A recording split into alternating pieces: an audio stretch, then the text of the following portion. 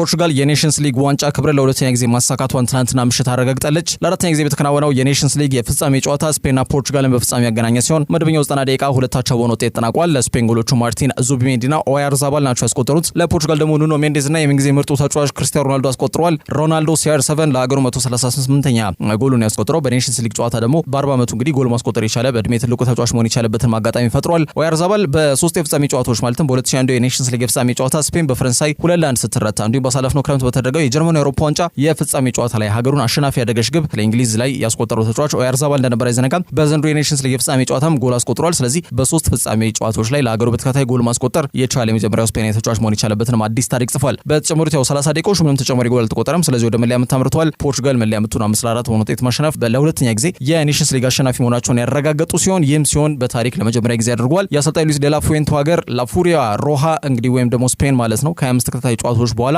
በመጀመሪያ ሽንፈታቸው ሆኖ ተመዝግቧል። የሮናልዶን እድሜ እንዲሁም ደግሞ ልምዱን ያማከለ ብሔራዊ ቡድን ቅርጽና ግንባታን ይዘው የቀረቡት አሰልጣኝ ሮቤርቶ ማርቲኔዝ ከፖርቹጋል ጋር የመጀመሪያ ዋንጫቸውን ማሳካት ችሏል። እንግዲህ ዋንጫና ሮቤርቶ ማርቲኔዝ ከ13 ዓመት በፊት ነበር በተለይ የዊጋን አሰልጣኝ በነበሩበት ሰዓት ላይ የፌካ ካፕ ክብርን ማሳካታቸው አይዘነጋም። ከዛ በኋላ ዋንጫ የሚባል ነገር አላዩም ነበር። እንግዲህ አሁን ባለው ወቅት ሁኔታ ደግሞ ከብሔራዊ ቡድን ጋር የመጀመሪያ ስኬታቸውን ማሳካት ችሏል። የውድድሩ ምርጥ ተጫዋች ደግሞ የፖርቹጋሉ አስደናቂ ግራ መስመር ተመላላሽ ተከላካይ ስፍራ ተጫዋች ሆነው ኑኖ ሜንዴዝ በመባል ተመርጧል። ብዙዎችን የሚያስማማ ነው። በዚህ ዓመት እንኳን ላሚን ያማል ትላንትና ምንም እንቅስቃሴ እንዳያደርግ በጣም የማጥቃት እንቅስቃሴውን የመነመንና የተመጠነ እንዲሆን ኑኖ ሜንዴዝ አስተዋጽኦ ከፍተኛ ነበረ። ከዛ ውጪ በዚህ ዓመት በሻምፒየንስ ሊግ መሐመድ ሳላህንም ሆነ ቡካዮ ሳካን በቁጥጥሩ ስር በመዋል የማጥቃት እንቅስቃሴያቸው በጣም እንዲዳከም በማድረግ ሂደት ላይ ሜንዴዝ ትልቁን አስተዋጽኦ የሚወስደው ተጫዋች ነው። በብሔራዊ ቡድን ደረጃም ትላንትና ጎል አስቆጥሯል። እንዲሁም ደግሞ ኳስም አመቻችቶ ለማቀበል በተለይ መነሻ የሆነው ተጫዋች እሱ እንደነበር የሚታወቅ ጉዳይ ነው። በአጠቃላይ ፖርቹጋል ኔሽንስ ሊግ ለሁለተኛ ጊዜ አሳክታለች። CR7 በ40 ዓመቱ ይህን ዋንጫ ከብሔራዊ ቡድኑ ጋር በጋራ ማሳካት የቻለበት አጋጣሚ እንደተፈጠረም ማንሳት ይቻላል። ከዛ ውጪ ቦሩሲያ ዶርትመንድ ቤሊንጋምን ከሰንደርላንድ ለማስፈረም ተስማምተዋል። ዶርትመንድ ጆብ ቤሊንጋምን ነው የሚያስፈረሙት ጁድን አይደለም። የቀድሞ ተጫዋቻቸው ነበር ጁድ ቤሊንጋም። አሁን ደግሞ የሱን ወንድምን እንግዲህ ከሰንደርላንድ በ33 ሚሊዮን ዩሮ ማስፈረማቸውን አረጋግጠዋል። ብቃቱ እየታየም 5 ሚሊዮን ዩሮ ይጨምራል ተብሏል ማለት ነው። ለእግር ኳስ ዴቨሎፕመንት፣ ለእድገት፣ ለብስለትና በአጠቃላይ የእግር ኳስ ምዕራፋቸውን ወደ ተሻለ ምዕራፍ ለማሸጋገር ተጫዋቾች ዶርትመንድ ምርጫቸው ያደርጋሉ። እንደሚታወቀው የጁድ ቤሊንጋም ታናሽ ወንድም ነው ጆብ ቤሊንጋም። እንግዲህ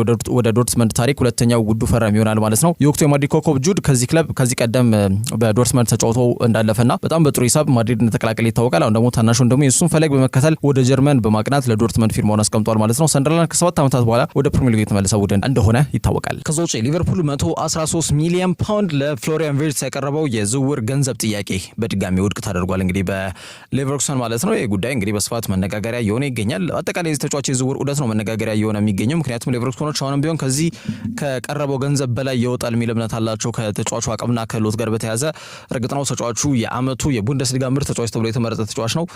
ግን የቀረበው በቂ ነው የሚል ሀሳብ ደግሞ ብዙዎች ነው። በተለይ 100 ሚሊዮን ዩሮ ቀርቦ ነበር። ወደ 83.9 ሚሊዮን ፓውንድ ገደማ ይዘው የመጀመሪያ ዙር ጥያቄ አቅርቦ ነበር። ዝውውሩን ቶሎ ለመቋጨት ይፈልጋሉ ሊቨርፑሎች። እንደሚታወቀው በዶሚኒክ ሶቦዝላይ ላይ የሚታየው የፋይናል ሰርድ ክፍተት ወይም ደግሞ የተጋጣሚ 16-50 ላይ ብዙ ጊዜ ከጎል ተሳትፎች መራቅ፣ ተጫዋቹ ደግሞ ይበልጥ የአማካይ መስመር ይሄ ያንን ክህሎቶች ያመዘን አይነት እንቅስቃሴ ላይ ትኩረት ማድረጉ ይበልጥ በተለይ ፍሎሪያን ቪርትዝን እንዲያስፈርሙ ለማድረግ ሊቨርፑሎች በጣም ጥሩ ጥያቄ እንዲሁም ደግሞ ጥሩ ፍላጎትም እዚህ ተጫዋች ላይ ይዞ እንዲቀርብ ያስገድዳቸው ጉዳይ እንደሆነ ይታወቃል። ሌላው ጉዳይ ጓደኛው ፍሪምፖንግን ቀደም ብሎ እንዳስፈርሙ ይታወቃል። በ5 ዓመት በሚቆይ ውል ተጫዋቹን እንዳስፈርሙት የሚታወቅ ጉዳይ ነው። ፍሎሪያን ቪርትዝ ያው ተጫዋቹ ያለውን አቅምና እንቅስቃሴ በኔሽንስ ሊግ ላይም እየተመለከት ነው እንገኛለን። በሌቨርኩሰን በዚህ ዓመት 16 ጎል አስቆጥሮ 15 ኳስ አመቻችቶ ማቀበል የቻለ የወቅቱ መነጋገሪያ 10 ቁጥር ላይ የሚገኝ ተጫዋች ነውና ይህን ተጫዋች ጊዜ ሳያጠፉ ለማስፈረም ፍላጎት አላቸው። ከአንድም ሁለት ያቀረቡት ጥያቄ ውድቅ ሆኗል። አሁን ደግሞ 113 ሚሊዮን ፓውንድ ያቀረቡት ይህ ገንዘብ ውድቅ ተደርጓል። እየጠየቁ የሚገኙት 150 ሚሊዮን ዩሮ ነው፣ በዩሮ ደረጃ ማለት ነው ሊቨርኩሰኖች ማለት ነው። ይህ ገንዘብ ለዚህ ተጫዋች ይገባዋል ብለው እንደሚያምኑና ተጫዋቹንም ለመልቀቅ ይህ ገንዘብ ሊቀርብላቸው እንደሚገባ ነው ጥያቄ እያቀረቡ የሚገኙት ማለት ነው። የሊቨርፑል ሶስተኛ ጥያቄ ነው ውድቅ የሆነው። የሚገርመው ታዲያ ከተጫዋቹ ጋር በግል ተነጋግረው ጨርሰዋል። እንግዲህ ሊቨርፑሎች ከክለብ ጋር ወይም ደግሞ ሊቨርኩሰን የማሳመን ጉዳይ ነው እንግዲህ አሁን እንቅፋት እየሆነባቸው የሚገኘው እንጂ ፍሎሪያን ቪርትዝም አረንጓዴ መብራቱ ለሊቨርፑል ያበራው ተጫዋቹ የግል ጥቅም ላይ ምንም አያሳስብም። እንደሚታወቀው ሊቨርፑል ከፋይ ቡድን አይደለም ለተጫዋቾቹ ማለት ነው። ወይም ደግሞ ሳምንታዊ ክፍያ ጋር በተያያዘ የሉዊስ ዲያዝ የና ኢብራሂማ ኮናቴ በጣም አስቂኝ ሳምንታዊ ክፍያ ነው ያላቸው ከሌሎች ክለቦች አንጻር ማለት ነው ስናነጻጽረውና አሁን ባለው ወቅት ሁኔታ ለሉዊስ ማነው ለፍሎሪያን ቪርትዝ ወደ 300,000 የሚጠጋ እንግዲህ ሳምንታዊ ክፍያ በፓውንድ ደረጃ ማለት ነው ለተጫዋቹ ለመክፈል ከስምነት ላይ ደርሰው ተጫዋቹን አሳምነው ምናልባትም ደግሞ ፐርሰናል ተርም ይሄ ግል ጥቅም ጨርሰዋል ከፍሎሪያን ቪርትዝ ጋር በተያያዘ እሱም ቤት አፈላልጎ ሊቨርፑል አግኝቷል። በአጠቃላይ ሻንጣውን ሸክፎ የሚገኝ ተጫዋች ነው። ሁለቱ ክለቦች እስኪስማሙ ነው የሚጠብቀው። በቀጣይ ጊዜያቶች ላይ ግን የመስማማት እድላቸው ሰፊ ነው። ዝውውሩ ከመከረው ነው የሚቀር አይደለም ተብሎ ነው የተገለጸ የሚገኘው። ግን ሌቨርኩሰኖች በጣም ፍራስትሬት እያደረጓቸው ይገኛሉ። ሊቨርፑሎችን 113 ሚሊዮን ፓውንድ የቀረበው ጥያቄ በድጋሜ ለሶስተኛ ጊዜ ውድቅ እንዳደረጉት መረጃዎች እየጠቆሙ ይገኛሉ። በቀጣይ ነገሮች ይቀጥላሉ ተብሎ ይገመታል። ከዛ ውጪ አርሰናል ኬፓ አሪዛባላጋ ለማግኘት ከተጫዋቹ ጋር ከስምነት ላይ ደርሷል ተብሏል። ይሄ ተጫዋች በይፋ የአርሰናል ተጫዋች መሆኑ የማይቀር ጉዳይ ስለመሆኑ ነው በስፋት የተገለጸ የሚገኘው። ስፔናዊ ግብ ጠባቂ ዴቪድ ራያ የቡድኑ ቋሚና ቁልፉ እንዲሁም ቁጥር አንዱ ግብ ጠባቂ እንደሆነ ይታወቃል ከአርሰናል እግር ኳስ ክለብ ጋር በተያያዘ ማለት ነው። ያንን ፊርማውን ካስቀመጠበት ጊዜ አንጻር በተደጋጋሚ ሲያሳይ ቆይቷል። በተለይ ዴቪድ ራያ ማለት ነው ተከታታይ በሆነ መልኩ ያው ዘንድሮና አምና ማለት ነው የወርቅ ዋንቱን የወሰደም ግብ ጠባቂ እንደሆነ ይታወቃል። ዴቪድ ራያ እርግጥ የነ ዊሊያም ሳሊባ የነ ጋብሪኤል ማጋሌሽ ሚና ከፍተኛ ነው። ቢሆንም ግን ተጫዋቹ በጣም ጥሩ ሾት ስቶፐር እንደሆነ በግልጽ አመላክቷል። ቁመቱ አጭር ቢሆንም ሚኬል አርቴታ ለምን እንዳስፈርመው በግልጽ ያሳየበትን የውድድር ዘመናት አሳልፏል ብለን ወስዶ እንችላለን በግሉ ማለት ነው። በጣም ጥሩ ሚና ሲወጣ የነበረ ግብ ጠባቂ ከመሆኑ ጋር በተያያዘ ማለት ነውና ጉዳት፣ ቅጣት እንደዛ አይነት ነገሮች ቢያጋጥሙት ግን ቦታው በጣም ክፍተት እንዳይኖርበት በማድረግ ሂደት ላይ ትልቅ ሚና ሊወጣ የሚችል ግብ ጠባቂ በስብስብ ውስጥ ለማለት ትንሽ የሚያዳግት ጉዳይ ነው ያለው በአርሰናል እግር ኳስ ክለብ ስብስብ ውስጥ ማለት ነውና እንደሚታወቀው ማት ተርነርን ለኖቲንጋም ፎረስት በቋሚነት ሸኝተውታል። ይህንን አሜሪካ የግብ ጠባቂ ታማኝነት የሚጣልበትና ክለቡ የሚመጥን እንቅስቃሴ እያደረገ ካለመሆኑ ጋር በተያያዘ ማለት ነው። በ13 ጥር የዝውውር መስኮት ላይ ደግሞ ኔቶ እንዳስፈረሙት የሚታወስ ነው ከበርንማውዝ። ይህን ተጫዋች ቢዋሱትም አንድ ጊዜ ብቻ ነው ለአርሰናል ተሰልፎ የተጫወተው። አርሰናልን በይፋ ለቋል ማለት ነውና ስለዚህ አርሰናል ተመራጭና ጥሩ ተጣዋቂ ሊሆን የሚችል ግብ ጠባቂ ማስፈረም ይፈልጋሉ። በዛ ሂደት ደግሞ ኬፓን ማግኘት የሚችሉበት ሁኔታን ማጣራታቸው ተገልጿል። ተጫዋቹ በ2018 አትሌቲኮ ቢልባኦን ሲለቅ የዓለማችን ውዱ ግብ ጠባቂ ሂሳብ ነበር የወጣበት ወደ 73-74 ሚሊዮን ፓውንድ ገደማ ነው የወጣበት። ቼልሲን ተቀላቀለ። ግን ያው ቼልሲን የጠበቀበትን ያክል መንቀሳቀስ አልቻለም። ሊጉም በጣም ፈታኝ ነው፣ እንደ ላሊጋ አልነበረም። ተጫዋቹም ይሄ ሚዲያዎችም ያው ግልጽ በሆነ መልኩ ቀላል ጎሎችም ሲቆጠሩበት ያብጠለጥሉታልና ያ ጉዳዮችም ተጽዕኖ እንደፈጠሩበት በስፋት ሲገለጽ የቆየ ጉዳይ ነው። ከኬፓ ጋር በተያያዘ ያለፉት 2 ዓመታት በውሰት የተለያዩ ክለቦች በሪያል ማድሪድ ቤትም ዘንድሮ ደግሞ በርንማውዝ ቤት ላይ በቋሚነት በአንዶኒ ኢራዮላ ስር ሲሰለፍ ተመልክተናል። በማድሪድ ቤት በመጀመሪያዎቹ ጊዜያቶች ላይ መጀመሪያዎቹ የውድድር ዘመን ማለትም ከነሐሴ አንስቶ እስከ ጥር እስኪመጣ ድረስ በቋሚነት ተሰለፍ ነበር። ከዛ በኋላ ግን አንድሬ ሉኒን የእሱንም ቦታ ተረክቦት ሪያል ማድሪድ ላይም ተቀያሪ ወንበር ላይ ለመቀመጥ የተገደደ ተጫዋች ሆኖ ታይቶ እንደነበር የሚታወስ ጉዳይ ነው። ተጫዋቹ አሁንም ግን ንብረትነቱ እናት ክለቡ ቼልሲ ነው። የምዕራብ ለንደኑ ክለብ ራሳቸው የግብ ጠባቂ ክፍተት ቢኖርባቸውም ኬፓ ግን መፍትሄው አካል አይደለምና የቁጥር ሳይሆን ጥራት ያለው አስተማማኝ እንዲሁም ደግሞ ጥሩ አቅም ያለው ግብ ጠባቂ ማስፈረም ይፈልጋሉ። በዛ ሂደት ወደ ፈረንሳይ ብሔራዊ ቡድን ግብ ጠባቂ ወደ ነው ማይክ ሜኞ ፊታቸው እንዳዞር ይታወቃል።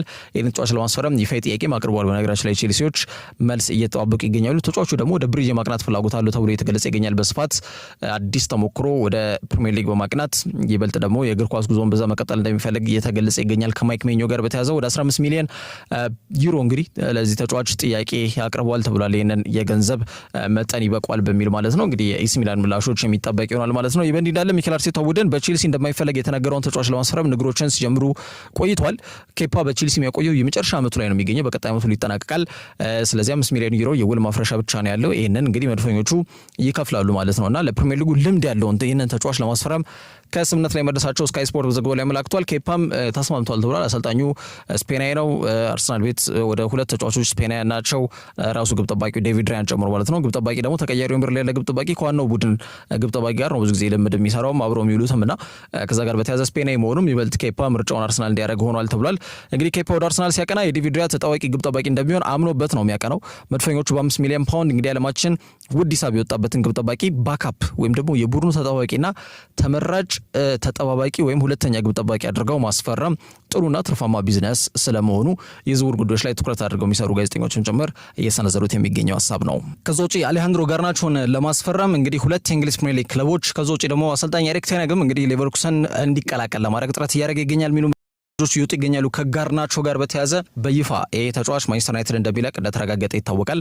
ተጫዋቹ ከተቻለ በፕሪሚየር ሊጉ መቆየት እንደሚፈልግም ተያይዞ እየተገለጸ ይገኛል። እንግዲህ ተጫዋችና የአሰልጣኝ ሩበን አሞሪም ውጥረት ከሰሞኑ በጣም ብዙ ሲባልበት የቆየ ጉዳይ ነበር የሚታወቅ ጉዳይ ነው። አሁን ተጫዋቹ በይፋ ከማንቸስተር ዩናይትድ ጋር እንደሚለያይ ተረጋግጧል። የሩበን አሞሪም አፕሮች በተለይ ደግሞ ተጫዋቾቹን ከዚህ በፊት ከስንቱ ጋር በተለይ ከአንቶኒ ጋር ከማርከስ ራሽፈርድ ጋር እንዲሁ መጠነኛ ሰጣ ገባ ውስጥ በመግባት እንግዲህ ተጫዋቾቹ ክለቡን እንዲለቁ ምክንያት ሆኗል። አሁን ደግሞ ጋርናቾ ክለቡን እንደሚለቅ ተረጋግጧል ማለት ነው።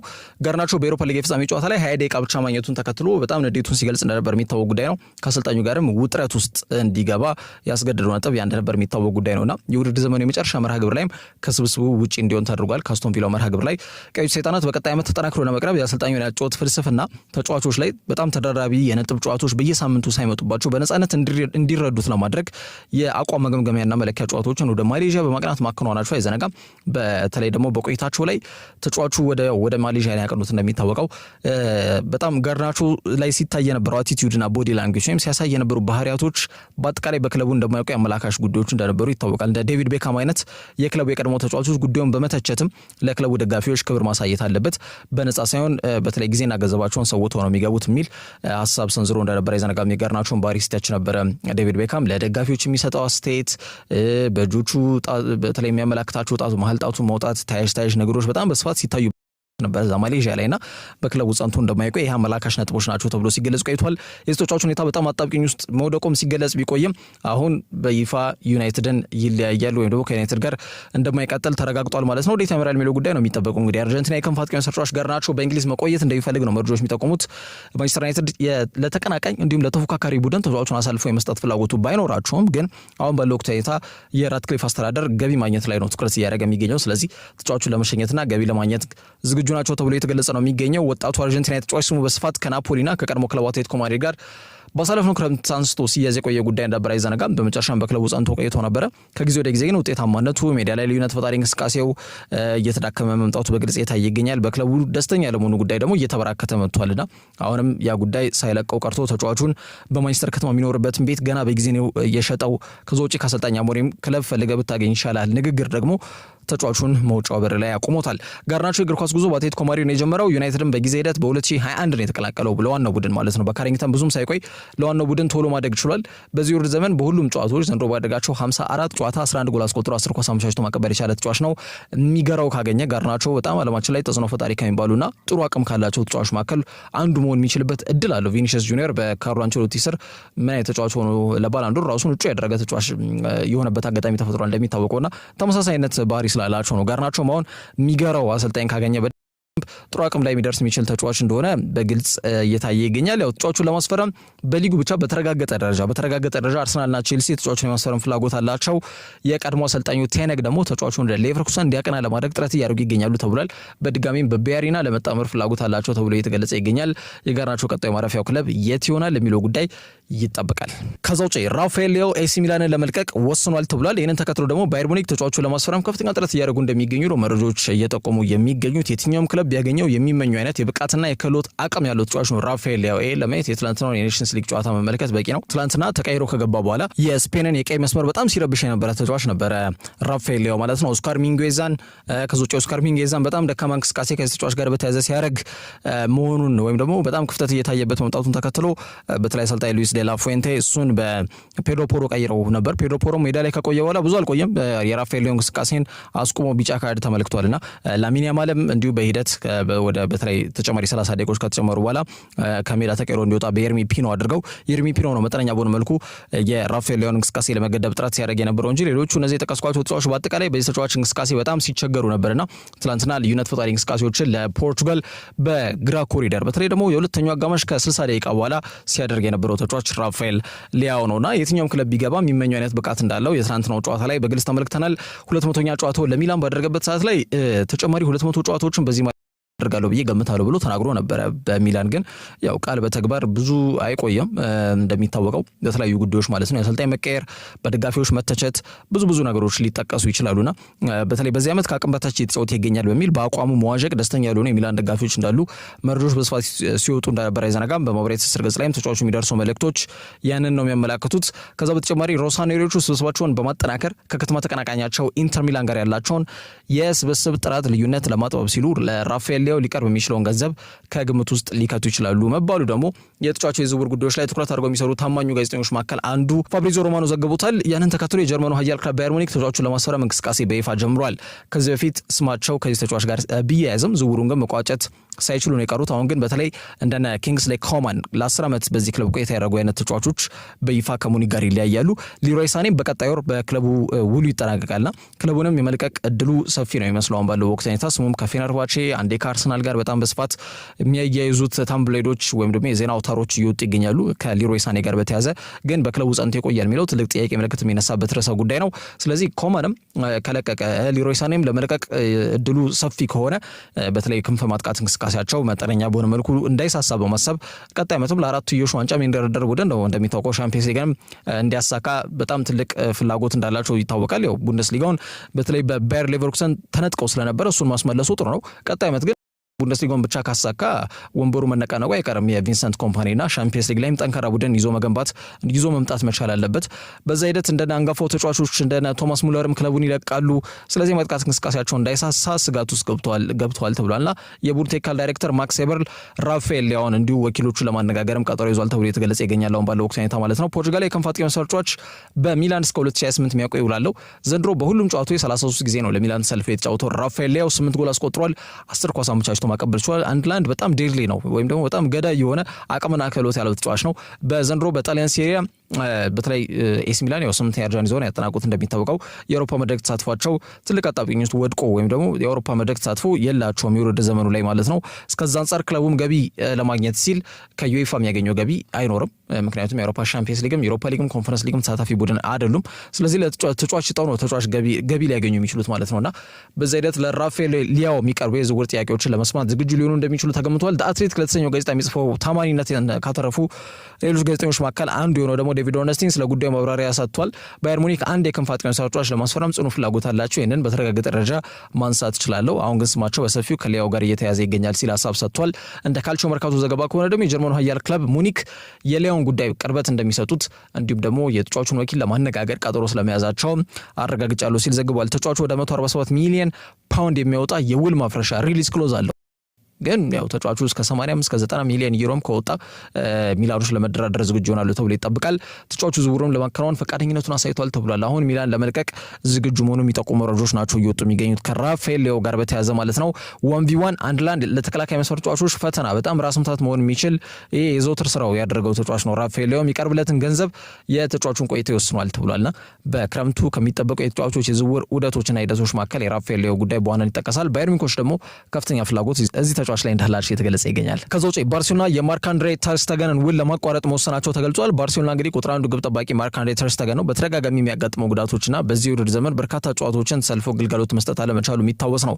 ጀርመናዊ ግብ ጠባቂ ማርክ አንድሬ ተር ስቴገን ባሳለፍነው መስከረም ወር ላይ የጉልበት ጉዳት አጋጥሞት የቀዶ ጥገና ካከናወነ በኋላ በቅርቡ ነው ወደ ሜዳ የተመለሰው። ኢናኪ ፔኛ ከዛ ውጪ ዎልሼክ ሼዝኒ ናቸው በምክትል ግብ ጠባቂነት ቦታውን ሲመሩ የቆዩት ማለት ነው። በተለይ ፖላንዳዊ ግብ ጠባቂ ሼዝኒ ማርክ አንድሬ ተር ስቴገን ላይ ጉዳት በተለይ በነበረበት ሰዓት ላይ ለቡድኑ በሰዓቱ የተገኘ ተጫዋች መሆኑን ተከትሎ ለተጨማሪ አንድ ዓመት ውሉን በብሉግራኖቹ ማደሱ ወይም ደግሞ እንዲቆይ ውሳኔ እንደተላለፈለት ይታወቃልና አድሷል። እሱም እስከ ቀጣይ ዓመት በብሉግራኖቹ ጋር የሚቆይ ይሆናል። እንደሚታወቁ ጓንቱን ከሰቀለበት ወርዶ የቡድኑ ቁጥር አንድ መሆን የቻለ ግብ ጠባቂ ነው ሼዝኒ። የ32 ዓመቱ ግብ ጠባቂ ከጉዳቱ አገግሞ ደግሞ ሲመለስ ማለትም ስለ ማርክ አንድሬ ተር ስቴገን ነው ማውራው ተጫዋች በተለይ ከጉዳቱ ካጋጠመው መስከረም ወር ላይ ካጋጠመው ጉዳት ሲመለስ አሰልጣኝ ሃንሲ ዲተር ፍሊክ ቋሚ ተሰላፊ የሆነ እንዲሁም ደግሞ ቦቴን ከሼዝኒ ይረከባሉ ብሎ ቢገምትም እውነታው ግን ከዛ ርቆ እያየው ነው የሚገኘው። ባርሴሎና አሁን ደግሞ ዮሃን ጋርሻን ከኤስፓኞል ለማስፈረም እጅጉን ተቃርቧል ተብሏል። ያንን ተከትሎ ተር ስቴገን ተመራጩ የባርሴሎና ግብ ጠባቂ ይሆናል ተብሎ አይገመትም። የካታሎን ክለብ የተጫዋቹን ውዝፍ ደሞዝ የሚከፍሉበት ጉዳይን እልባት የሚሰጣቸው ሁኔታን ይመርጣሉ ተብሎ ነው የሚገመተው ባለው ወቅት ሁኔታ ክለቡ ካለበት የፋይናንስ ጉዳዮችና ክፍተት ጋር በተያያዘ። ስለዚህ ለተር ስቴገን አዲስ ውል ከመስጠት እንደሚቆጠቡ ነው መረጃዎች እየጠቆሙ የሚገኙት። አሰልጣኝ ሃንሲ ፍሊክ እና ተር ስቴገን በብሔራዊ ቡድን ደረጃም ቅርበታቸው ከአንገት በላይ እንደሆነ ነው የሚነገረው። ምክንያቱም ያኔ የጀርመን ብሔራዊ ቡድን ማንሻፍትን ይዘው በጣም ደካማ እንቅስቃሴ ባደረጉበት የአሰልጣኝነት ቆይታቸው ላይ ማኑኤል ኖየር ነበረ ከማርክ አንድሬ ተር ስቴገን ይልቅ ተመራጭ ያደረጉ በቋሚ አሰላለፍ ውስጥ የሚያካትቱት ያኔ ሃንሲ ፍሊክ ማለት ነውና በአቅም በክህሎት ቋሚ በመሰለፍና እንዲሁም ደግሞ በእንቅስቃሴ ወቅታዊ አቋማቸው በጣም ጥሩ የነበሩት ማርክ አንድሬ ተር ስቴገን ነበር። ያኔ ግን አይመረጥም ነበር ለጀርመን ብሔራዊ ቡድን አይመረጥም ስል ይካተታል ስብስብ ውስጥ ግን በቋሚነት አይሰለፍም ነበርና ያ ጉዳይ በአንገት በላይ ቀለቤታቸው ከአንገት በላይ እንዲሆን ያስገድደ ነጥብ ነበር። አሁንም በባርሴሎና ከጉዳት ሲመለስ የጠበቀውን አይነት አቀባበል አላገኘም ተር ስቴገን ማለት ነው። ቦታው በሼዝኒ ተተክቶ ስለጠበቀው ደስተኛ አይደለም ተብሏል። አሁን ባለው ወቅት ሁኔታ ተር ስቴገን የቡድኑ ተመራጭ ሁለተኛ ወይም ተመራጭ ሶስተኛ ግብ ጠባቂ የመሆን እጣ ፋንታ ተጋርጦበታል አሁን ባለው ወቅት ሁኔታና አንደኛ ይሄ መሆን እንግዲህ በጸጋ መቀበል ነው። ሁለተኛው ጉዳይ ደግሞ ክለቡን የመልቀቅ ውሳኔ ሊወስን ይችላል። ከሁለቱ አንዱ ነው ተብሎ የተገለጸ የሚገኘውና በግልጽ በሆነ ያው የክለቡ ሁለተኛ ተመራጭም ራሱ መሆን አይፈልግም እንኳን ሶስተኛ ተመራጭና ክለቡ ሊለቅ የሚችልበት ድል እጅግ በጣም ሰፊ ስለሆነ እየተገለጸ ይገኛል። የአገሩ ቁጥር 1 ተመራጩ ግብ ጠባቂ ተር ስቴገን ነው። በቀጣይ ዓመት በሚከናወነው የዓለም ዋንጫ ውድድር ላይ ዴማንሻፍት እንግዲህ ሀገሩን ጀርመንን በቋሚነት መወከል ይፈልጋል። ለዛ ደግሞ በክለብ ደረጃ በደንብ መንቀሳቀስ መቻል ይጠበቅበታል። ስለዚህ ጀርመናዊ ግብ ጠባቂ አሁን ያለው ሁኔታ በጣም አጣብቂኝ ነው ከዚህ ተጫዋች ጋር በተያያዘ። ስለዚህ ከባድ ውሳኔ በቀጣይ መወሰን ግዴታ ውስጥ ሊወርቅ እንደሚችል ተገምቷል። ባርሴሎናም ከተጫዋቹ የሚቀርቡ የትኛውንም አይነት የክለቡ ልቀቁኝ ጥያቄ እንደሚያስተናግዱና ለዛም ዝግጁ ሆነው እንደሚገኙ ነው እየተገለጸ የሚገኘው። ቀደም ብዬ መግቢያ ላይ እንዳነሳሁት ውል በተለይ በርካታ ሳምንታዊ ክፍያ የሚከፍሏቸውን ተጫዋቾች ውል ለማቋረጥ ዝግጁ ናቸው ባርሴሎናዎችና ከተጫዋቹ ይምጣ እንጂ በደስታ የሚቀበሉት ጉዳይ ሊሆን እንደሚችል እየተገለጸ ይገኛል። ከዛ ውጪ ሉቺያኖ ስፓሌቲ ከጣሊያን ብሔራዊ ቡድን አሰልጣኝነታቸው መነሳታቸው እንደማይቀር የተለያዩ ምንጮች እየዘገቡ ይገኛሉ። ከ2 ዓመት በፊት ኢንተር ሚላን ጋር ስኩዴቶን ማሳካት የቻሉት ጣሊያናዊ አሰልጣኝ ስፓሌቲ በዓለም ዋንጫ ማጣሪያ ጨዋታዎች በኖርዌይ እንግዲህ 3-0 መሸነፋቸውን ተከትሎ አሰልጣኝ በተለይ ሊሰናበቱ መሆናቸው የሚጠቁሙ መረጃዎች በስፋት እንዲወጣባቸው የተገደደ ይገኛል። ከስፓሌቲ ጋር በተያዘ እስከ ኢታሊያ ስፓሌቲ ከጣሊያን እግር ኳስ ፌዴሬሽን ጋር ተነጋግሯል። ከአዙሪዎቹ ጋር መቀጠል ባለመቻላቸው ከብሔራዊ ቡድን ጋር እንደሚለያዩ ተረጋግጧል። ይህም በመጪዎቹ ጥቂት ቀናት ላይ ይፋ ይደረጋል ሲል ይህን መረጃ ይዞት የወጣበት አጋጣሚ እንዳለ ማንሳት ይቻላል። በአጠቃላይ ዛሬ ጣሊያን ከዓለም ዋንጫ ማጣሪያ መርሃ ግብሮች ጋር በተያዘ ያው በኖርዌይ 3-0 እንደተሸነፉ ይታወቃል። ዛሬ ደግሞ ከሞልዶቫ ጋር እንግዲህ ምሽት 3:45 ሲል ጨዋታቸውን የሚያደርጉ ይሆናል ማለት ነው። ምናልባት ይህንን ጨዋታ ካከናወኑ በኋላ ስንብታቸው ሊሰማ የሚችልበት እድል እንዳለ እየተገለጸ ይገኛል። ለቀጣይ ዓመት አሜሪካና ሜክሲኮ የዓለም ዋንጫ ላይ ጠንካራ ስብስብን እንዲሁም ደግሞ ተፎካካሪ ብሔራዊ ቡድን ይዛ መቅረብ የምትፈልገው ጣሊያን በስፓሌቲ ስራ ያየችው ነገር ብዙ አልጣማቸውም ተብሏል። በአጠቃላይ ስቴፋኖ ፒዮሊን ተተኪው ለማድረግ እንዲሁም ደግሞ ብሔራዊ ቡድን እንዲረከብ ለማድረግ ጥረት ላይ እንደሚገኙ መረጃዎች ጠቁመዋል። ከዛ ውጪ ብራዚላዊ ኮከብ ኔይማር ጁኒየር በኮቪድ-19 ተይዟል ተብሏል። እንግዲህ ብራዚላዊ ፊት መስመር ተጫዋች ኔይማር ጁኒየር የኮቪድ-19 ወረርሽኝ ነው ሙሉ ለሙሉ ከዓለማችን ያልጠፋ ጉዳይ እንደሆነ ይታወቃልና ክለቡ ሳንቶስ ደግሞ ተጫዋቹ በኮቪድ ተይዟል ብሎ ይፋ አድርጓል። ተጫዋቹ ምልክቶቹን ሐሙስ ማሳየት እንደጀመረ ተገልጿል። ወዲያውኑም ቡድን እንቅስቃሴዎች ታግዷል ተብሏልና የኔይማር የሕክምና ምርመራዎች ካደረገ በኋላ በቫይረሱ መያዙ ተረጋግጧል ሲል ሳንቶስ ክለቡ ይፋ አድርጎታል። ያው ክለቡ ግን ኔይማር ለምን ያክል ጊዜ ከሜዳ ይርቃል የሚለውን ጉዳይ ይፋ ምላሽ አለመስጠቱንም ሮይተርስ በዘገባው ላይ አመላክቷል ማለት ነውና የቀድሞ የባርሴሎና የፊት መስመር ተጫዋች ነው ኔይማር ጁኒየር። ከዛም ወደ ፓሪስ ሴን ጀርሜን እንዳቀና ይታወቃል። ከዛ ወደ አልሂላል ካቀና በኋላ ነው በድጋሚ ልጅነት ክለቡን ሳንቶስን የተቀላቀለው ማለት ነው። በአጠቃላይ የወደፊት ቆይታው አልተወሰነም። ኮንትራቱ ሰኔ 30 ነው የሚጠናቀቀው። በነገራችን ላይ የተጫዋች በዚህ ክለብ ጸንቶ ይቆያል ወይስ ወዴት ያመራል የሚጠበቀው ጉዳይ ነው። ወደ አውሮፓም ሊመለስ የሚችልበት እድል አለ ተብሎ ሲገለጽ መቆየቱ አይዘነጋም። ግን በጉዳት በጣም የተገደበ እንቅስቃሴ ነው የሚያደርገው ኔይማር። በአልሂላል 7 ጨዋታ ብቻ ነው የተጫወተው። አሁን ደግሞ በሳንቶስም እንዲሁ ወጥነት ባለው መልኩ ለክለቡ ግልጋሎት እየሰጠ አይደለም። ከሜዳ ውጭ ያለው ባህሪያቶቹ የሜዳ እንቅስቃሴውን ክፉኛ ከጎዱት ተጫዋቾች መካከል በዋናነት ኔይማር ነው ሊጠቀስ የሚችለው። የት ይደርሳል የተባለ ታለንት ለባላንዶር ሲታሰብ የነበረ እንቅስቃሴ በጣም እዚህ ግባ የሚባል የውድድር በጣም ይሄ ምንድን ነው የሚባለው የሚታይ አይነት ነገር አለው። ግልጽ ነው። በጣም በአቅም በክህሎት በግል ተሰጥኦ እሱ ጋር የሚደርስ ተጫዋች ላይኖር ይችላል። ስኬት በሌሎች ተጫዋቾች ያሳኩትን 1/4 እንኳን አሳክቷል ተብሎ ሊገለጽ አይችልም። አንድ ቻምፒየንስ ሊግ ብቻ ነው ያለው። እሱም የ2014 የ2015 የሉዊስ ኤንሪኬ የውድድር ዘመን የሶስትዮሽ ዋንጫ ሲያሳኩ እንደነበር የሚታወቅ ጉዳይ ነውና ተጫዋቹ የራሱን የእግር ኳስ ሕይወት የገደለ ተጫዋች ነው የሚለው ብዙዎች የሚያስማማ ሀሳብ ነው። በአጠቃላይ ለሳንቶስ በሁሉም የውድድር መድረኮች 12 ጨዋታ ነው ያደረገው። 3 ጎል አስቆጥሯል። 3 ኳስ አመቻችቶ ያቀበለበት አጋጣሚ እንዳለ ማንሳት ይቻላል። ከዛ ውጪ ማንቸስተር ዩናይትዶች ሩበን አሞሪም በጣም በጥብቅ የሚፈልገውን ተጫዋች ለማስፈረም ጠንካራ ነገሮችን በተለምዶ ይሄ ኮንክሪት ቶክስ የምንለውን ጉዳይ በይፋ መጀመራቸው ተገልጿል። እንግዲህ ተጫዋቹ ግልጽ በሆነ መልኩ ቪክተር ጊዮኬሬሽ ነው። ይህንን ስዊድናዊ ለማስፈረም አርሰናል ፍሮንት ራነር ይመስል ነበር ወይም ከፊት በመሆን ፉክክሩን ሲመራ የሚገኘው ክለብ ስለመሆኑ ሲገለጽ ቆይቷል አርሰናል። አሁን ግን ዩናይትዶች ይህንን ተጫዋች በማስፈረም ከቀድሞ አሰልጣኙ ጋር እንዲጣመር በማድረግ ሂደት ላይ ጠንካራ ነገሮችን መጀመራቸውን ቶክ ስፖርት እንዲሁም ፉትቦል ትራንስፈርስ ዋቢ አድርገው ይዘውት የወጡት መረጃ ያመላክታል። መነጋገሪያ አጥቂ ነው ቪክተር ጊዮኬሬሽ። በአሁኑ ሰዓት አሞሪምን ተከትሎ ወደ ዩናይትድ ሊያቀና እንደሚችል የሚጠቁሙ መረጃዎች ናቸው እየወጡ የሚገኙት። ስዊድናዊ አጥቂ ካምና የቀጠለ እጅግ አስደናቂ እንቅስቃሴ እያደረገ ይገኛል።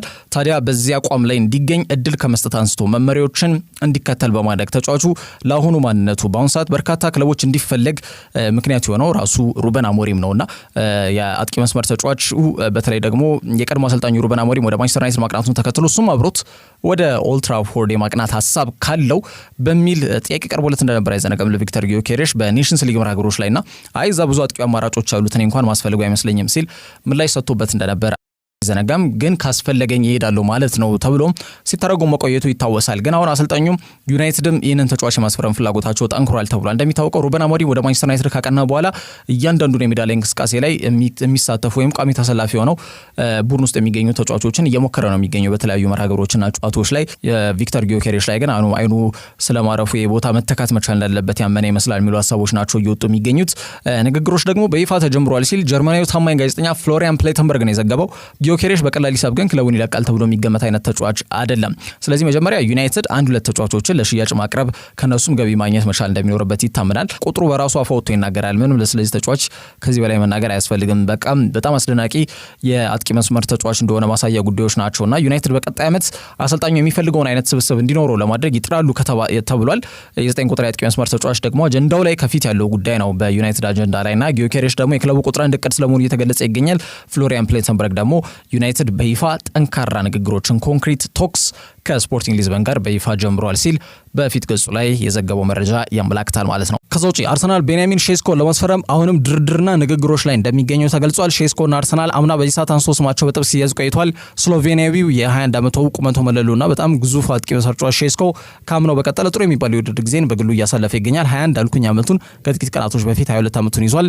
ስለዚህ 22 ዓመቱ እየተባለ ነው መጠራት ያለበት። አምና ተጫዋቹን ለማስፈረም መድፈኞቹ ጫፍ ደርሰው ውሉ ለአንድ ዓመት በማራዘሙ እስከ 2029 በሬድ ቡል አሪና የሚያቆየውን ውል የፈረመው ሼስኮ እንግዲህ ክለቡን ከአንድ ዓመት በኋላ እንደሚለቅ እየተረጋገጠ ነው የሚገኘው። ከክለቡ የቅድመ ውድድር ዝግጅቶች ውጪ ተደርጓል ተጫዋቹ ማለት ክለቡ እንደሚለቅ ማሳያ ጉዳይ ነው።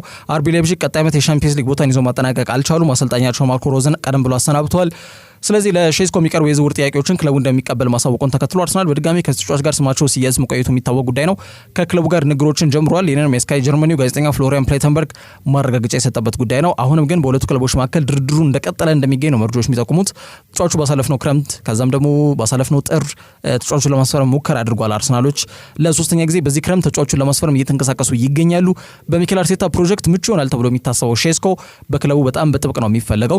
ከተጫዋቹ ወኪልና ከክለቡ ጋር ንግግሮች ጥሩ መልክ እያዙ ይገኛሉ ተብሏል። አሁን ባለው ወቅት ሁኔታ ተጫዋቹ ክለቡን በክረምቱ እንደሚለቅ ማረጋገጫ የተሰጠበት ጉዳይ ነው። ተጫዋቹን ለማስፈረም የውል ማፍረሻ ሪሊዝ ክሎዙ ወደ 100 ሚሊዮን ዩሮ አይደለም እንደወረደ እየተጠየቀ የሚገኘው። ከዚህ አይነት ያለ ውጪ ግን መድፈኞች ሊጠየቁ ይችላሉ። ሼስኮ ቡንደስሊጋውን በዚህ ዓመት 31 ጊዜ ተሰልፎ ተጫውቶ 13 ጎል አስቆጥሮ 5 ኳስ አመቻችቶ ተቀብሏል። ሻምፒየንስ ሊግ ዴፒ ፖካል ላይ ደግሞ 4 ጎሎች አሉት። በጣም ረጅም ነው። የሜዳ ላይ ቅንጅት ያጫወት ምቹ ነው። ከሳጥን ውጪ ኳሶችን በግራም በቀኝ እግሩም አክሮ ይሞክራል። ብዙዎች ሃቨርትስ እኮ ነው በቃ እንደ ሃቨርትስ ነው የሚጫወተው። ሃቨርትስ ማለት ነው አሁን ጎል የሚያስቆጥር ተጫዋች ነው የሚያስፈልገን። ስለዚህ ጊዮኬሬሽ ነው መምጣት ያለበት በሚል የሚከራከሩ አሉ። ግን የአየር ላይ ኳስ አጠቃቀሙ እጅግ የላቀ ነው። በዛ ላይ ገና ተስፈኛ ወጣት ነው። እድሜው ከጥቂት ቀናት በፊት ነው ቀደም ብዬ እንዳልኩት 22 ዓመቱን ያከበረው።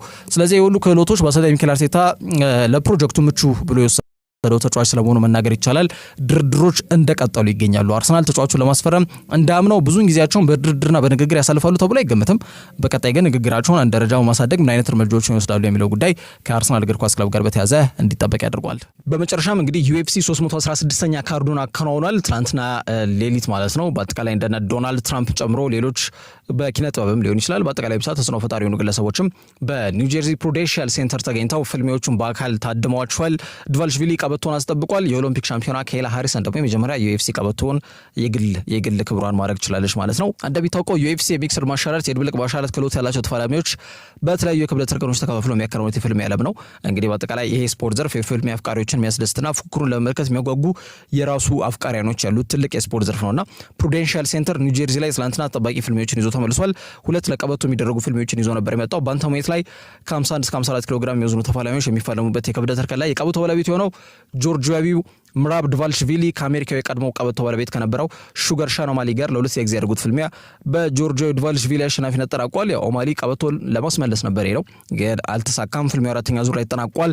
ምራብ ተጋጣሚውን ኦማሊን በማሳመን ነው እንግዲህ በበቃ ማሸነፍ ቀበቶን አስጠብቆ የወጣበት አጋጣሚ የተፈጠረው። ደማሽን እየተባለ ይጠራል። እንደሚታወቀው ድቫልሽቪሊ በታታሪነቱ ድካም የሚባል ነገር የማይታይበት ተፋላሚ መሆኑ ለየት ያለ ተወዳጅነት እንዲያተርፍ አስችሎታል። በሴቶች ደግሞ ባንታምዌት ላይ ወይም ከ56 እስከ 61 ኪሎ ግራም በሚመዝኑ ተፋላሚዎች በሚደለደሉበት የክብደት ላይ የቀበቶ ባለቤቷ ብራዚላዊቷ ጁሊያና ፔኛ ቀበቷን ለመነጠቅና ለማስጠበቅ ስትል በቅርቡ ዩኤፍሲው ካስፈረማትና በጁዶ ስፖርት የ2 ጊዜ የኦሎምፒክ የወርቅ ሜዳሊያ ያላት የቅርቡ ደግሞ 2016 ላይ ነው ብራዚል ሪዮ ኦሎምፒክ ላይ ለሀገሯ አሜሪካ የወርቅ ሜዳሊያ አስመዝግባለች በጁዶ ስፖርት ማለት ነውና ኬይላ ሃሪሰን ፍልሚያውን አድርጋ ነበረ። አሜሪካዊቷ እንግዲህ ኬይላ ፍልሚያውን 2ኛ ዙር ላይ ጨርሷለች። የጁዶ ክህሎቷን በምሽቱ ልዩነት የፈጠረው ጉዳይ ነው። ቬንዙዌላዊቷን ፔኛን ከ2ኛው ዙር የዘለለ በመፈለሚያው ቀለበት ላይ ከኬይላ ጋር መቆየት አልቻለችም። እጇን በመስጠት ቀበቷን ታስረክባለች ማለት ነው። ኬይል ሃሪሰን በዩኤፍሲ የ3 አስርተ ዓመታት ታሪክ ውስጥ የኦሎምፒክ አሸናፊ ሆና የዩኤፍሲ የቀበቶ ክብርን የወሰደች የመጀመሪያዋ ሴት ቡጢኛ መሆን ትችላለች። በቀጣይ እንግዲህ ኬይል ሃሪሰን ከብራዚላዊቷ አማንዳ ኑኔዝ ጋር እንግዲህ አማንዳ ያው